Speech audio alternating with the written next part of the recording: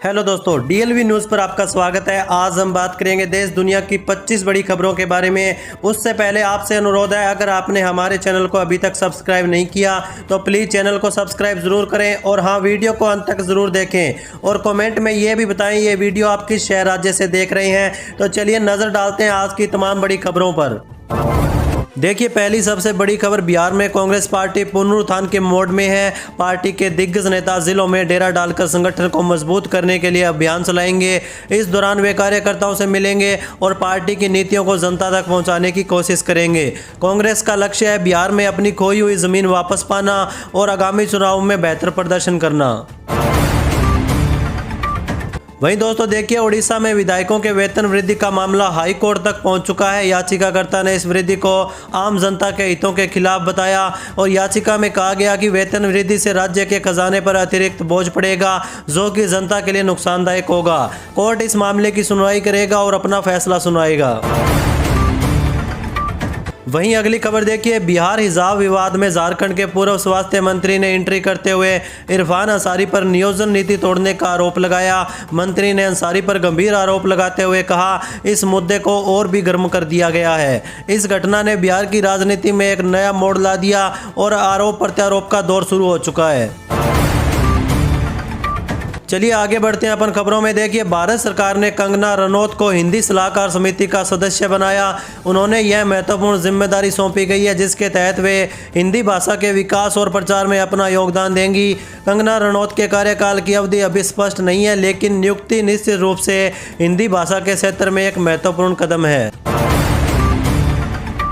वहीं देखिए दोस्तों, बसपा प्रमुख मायावती ने हिजाब प्रकरण को लेकर बिहार के मुख्यमंत्री नीतीश कुमार को पश्चाताप करने की सलाह दी। उन्होंने कहा कि एक मुस्लिम महिला डॉक्टर का हिजाब हटाने का मामला सुलझने के बजाय विवाद बढ़ा रहा है और मुख्यमंत्री को इसे यहीं समाप्त करने का प्रयास करना चाहिए।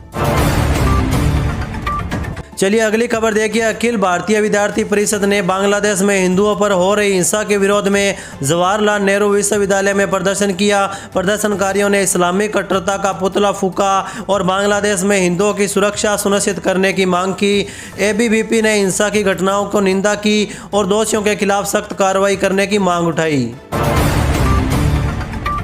वहीं अगली बड़ी खबर देखिए, असम के औद्योगिक शहर नामरूप में आज 21 दिसंबर 2025 को प्रधानमंत्री नरेंद्र मोदी का ऐतिहासिक दौरा रहा। यहां वे असम वर्टी fertiliser and chemical company limited की लगभग 11,000 करोड़ रुपए की ब्राउनफील्ड अमोनिया यूरिया परियोजना की आधारशिला रखी। यह परियोजना पूर्ण होने पर सालाना 12.5 लाख मीट्रिक टन यूरिया का उत्पादन करेगी।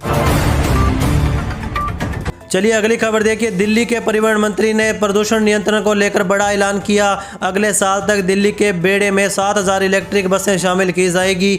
यह कदम दिल्ली में प्रदूषण के स्तर को कम करने और हरित परिवहन को बढ़ावा देने के लिए उठाया जाएगा। सरकार इलेक्ट्रिक वाहनों को बढ़ावा देने के लिए भी प्रतिबद्ध है।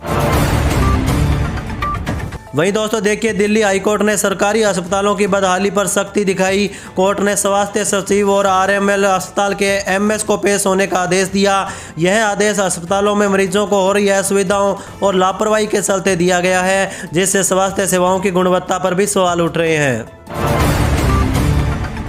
चलिए आगे बढ़ते हैं अपन खबरों में। देखिए, उत्तर प्रदेश को 2029 से 30 तक $1 ट्रिलियन की अर्थव्यवस्था बनाने का लक्ष्य चुनौतीपूर्ण बना हुआ है। लक्ष्य के लिए सरकार को कई विभागों से अपेक्षित सहयोग नहीं मिल पा रहा। स्थिति यह है कि चालू वित्तीय वर्ष में ओटीडी योजनाओं के लिए आवंटित बजट का केवल 20% ही 8 महीनों में खर्च हो सका, जो विभागीय लापरवाही को दर्शा रहा है।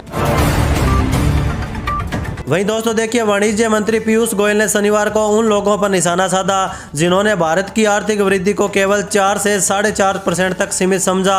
उन्होंने विश्व हिंदू आर्थिक फोरम 2025 में कहा कि अतीत में भारत की धीमी आर्थिक वृद्धि को हिंदू विकास दर कहा गया। यह शब्द अर्थशास्त्री राजकृष्णा ने पिछली सदी के 8वें दशक के अंत में भी पढ़ा था।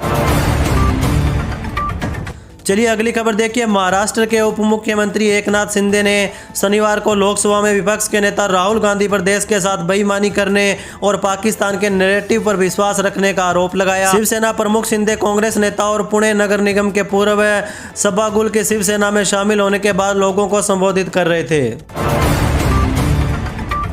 वहीं दोस्तों देखिए, तेलंगाना में कर्नाटक के बाद अब नफरती भाषण के खिलाफ कानून बनेगा।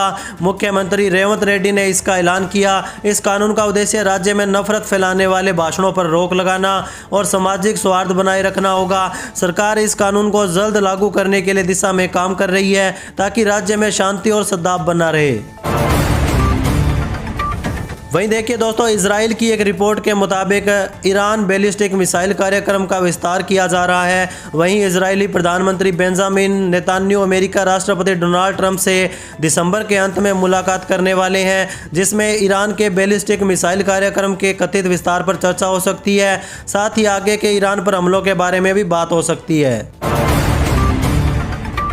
वहीं अगली बड़ी खबर देखिए, हरियाणा के किसानों के लिए महत्वपूर्ण सूचना है। राज्य सरकार की योजनाओं का लाभ उठाने के लिए किसानों को 31 दिसंबर तक रजिस्ट्रेशन करवाना अनिवार्य होगा।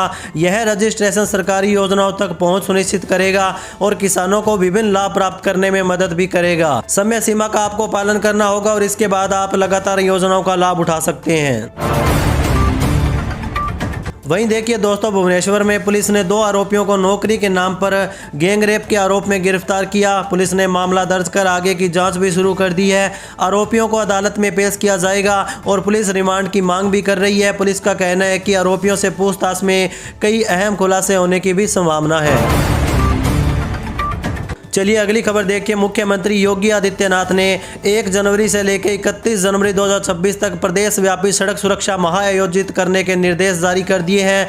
मुख्यमंत्री ने कहा कि केवल चालान करना सड़क दुर्घटनाओं को रोकने का स्थायी समाधान नहीं है। उन्होंने निर्देश दिए कि जो लोग आदतन यातायात नियमों का उल्लंघन करते हैं उनके विरुद्ध कठोर कार्रवाई की जाए। ऐसे मामलों में ड्राइविंग लाइसेंस जब्त करने और वाहन सीज करने की स्पष्ट नियमावली तैयार कर उसका सख्ती से पालन कराया जाए।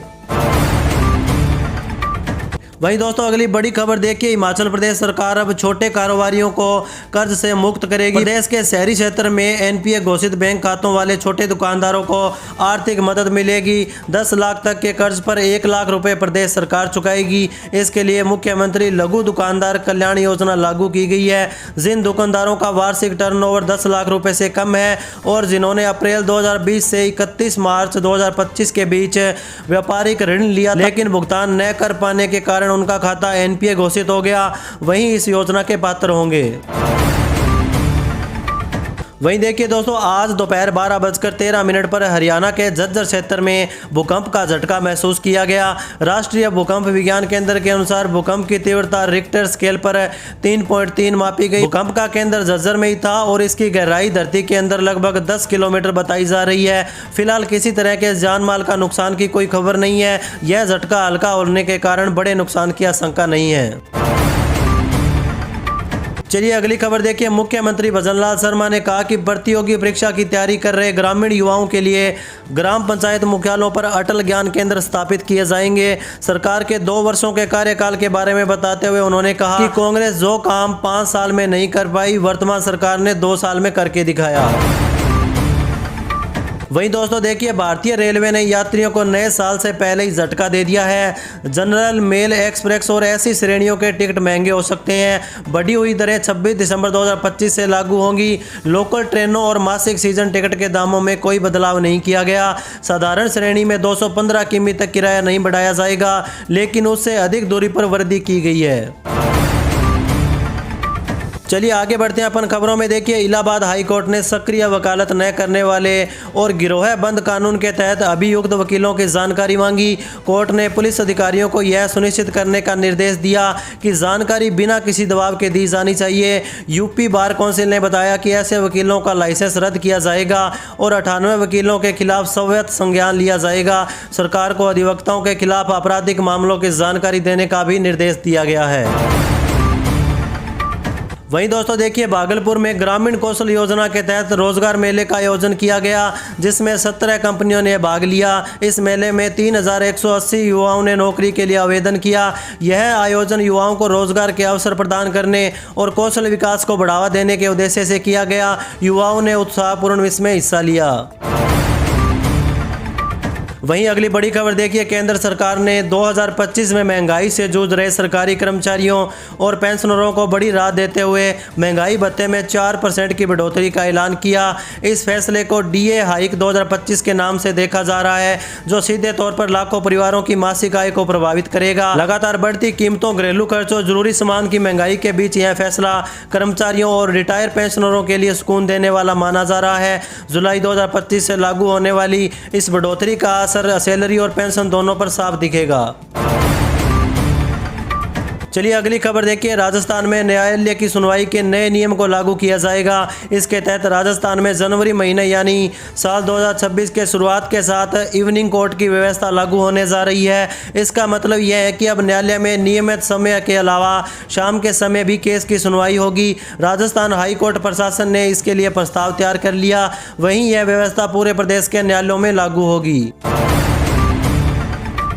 वहीं दोस्तों देखिए, महाराष्ट्र में नगर परिषदों और नगर पंचायत चुनावों में वोटिंग की गिनती लगातार जारी है। राज्य चुनाव आयोग ने राज्य में 2 चरणों में वोटिंग कराई। पहले चरण के लिए 2 दिसंबर को 263 स्थानीय निकायों पर चुनाव हुए। वहीं शनिवार को 23 स्थानीय निकायों में चुनाव के दूसरे चरण में 47.04% मतदान हुआ। निकाय चुनाव को बीएमसी चुनावों के सेमीफाइनल के तौर पर देखा जा रहा है।